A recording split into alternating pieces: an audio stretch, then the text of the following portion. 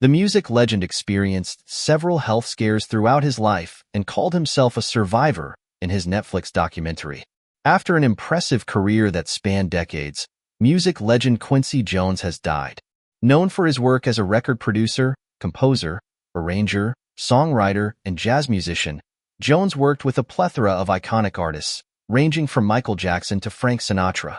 While no cause of death was shared when Jones' death was announced, the musician was public with numerous health struggles he faced, from diabetes that left him in a coma to multiple brain aneurysms. Here's what Jones has shared about his health over the years. Quincy Jones dies at age 91. Jones died on Sunday, November 3rd at age 91 at his home in the Bel Air neighborhood of Los Angeles, California, surrounded by family, according to a statement from his publicist, Arnold Robinson. Tonight, with full but broken hearts, we must share the news of our father and brother Quincy Jones passing, Jones' family said in a statement. And although this is an incredible loss for our family, we celebrate the great life that he lived and know there will never be another like him. The Jones family did not share a cause of death. Quincy Jones almost died of brain aneurysms. Jones experienced two back-to-back brain aneurysms in 1974 when he was 41 years old. Per the Mayo Clinic, a brain aneurysm is a bulge or ballooning in a blood vessel in the brain. Brain aneurysms can be fatal if they rupture or leak. In 2018, Jones took to Facebook to share details about the health scare, saying it felt like a shotgun was fired inside of my head. While operating for 7.5 hours, my doctors discovered a second aneurysm that was ready to blow, so they had to schedule a second operation. During this time, it didn't look too promising. So my friends planned a memorial service for me at the shrine in LA, and I basically attended my own funeral, he wrote. Following the surgeries, doctors gave Jones a 1 in 100 chance of survival and told him he could never play his trumpet again because the force of blowing into the instrument could risk dislodging metal implants in his brain to prevent future aneurysms. If I sat around feeling sorry for myself, I would have never gone on to do Thriller, We Are the World, The Color Purple, or anything else that happened post-74, he wrote. While talking about his brain aneurysms with GQ, Jones said it was hard to stay away from his love of the trumpet. While on tour in Japan following his surgeries, the musician did play the instrument and felt a pain in his head. He soon learned that the clip on the blood vessel in his brain had come loose. I couldn't get away with it, man, he told GQ, adding that he stayed away from the trumpet after that. During an old interview shown in his 2018 Netflix documentary, Quincy, Jones reflected on his renewed view of the fragility of life after his aneurysms. It's nature's way of getting your attention to make you live your life. You know, really live it, he said. In a voiceover, the musician said, "You realize the true essence of time, and you tell your friends you love them now, not tomorrow or next week, and let them feel your love."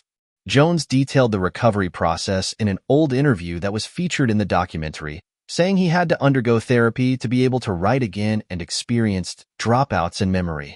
Quincy Jones had diabetes and went into a diabetic coma. In 2015, Jones went into a diabetic coma, which the Mayo Clinic defines as a life-threatening disorder that causes unconsciousness. It's usually caused by dangerously high or low blood sugar. Jones, who had type 2 diabetes, reflected on the health scare in a Facebook post in 2019. "By the grace of God, I made it through, but not without having to make some major adjustments. Having come up with the likes of Ray Charles and Frank Sinatra, I had enough alcohol to last multiple lifetimes, and the doctors told me I had to call it quits. After substituting drinking with eating sugar-free popsicles, I lost 50 pounds and started feeling 37 again," he wrote. His Netflix documentary shows Jones speaking with doctors after he came out of his diabetic coma. The doctors explained that he had trouble breathing, a high temperature, and extremely high sugar levels when he was admitted to the hospital. They also told the star he was drinking too much alcohol. After 4 days in a diabetic coma, Jones began the recovery process.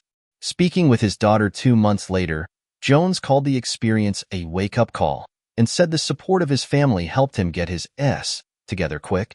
"After the operation and being in the hospital and everything, my mind went to another place, honey. And you reflect on things you haven't even thought about before," he said. He quit drinking alcohol. As part of his recovery process following his diabetic coma, Jones decided to get his drinking under control for the sake of his health. "I'm not going out, not yet. When I go out, I'll be ready," he said in the Netflix documentary, adding that vodka had always been one of his go-to drinks. In a 2018 interview with GQ, Jones said he stopped drinking entirely in 2016 because of his diabetes. "It's the best thing I ever did. My mind's so clear now, you know? And the curiosity's at an all-time high," he told the magazine. Jones added that he wished he had stopped drinking sooner. "I came up with Ray Charles and Frank Sinatra, man. I didn't have a chance. 7 double Jack Daniels an hour. Get out of here." Ray Charles, Frank, those guys could party, he said. He was hospitalized with a blood clot. When he was 82 years old, Jones was hospitalized with a blood clot after he started experiencing heart pains and shortness of breath.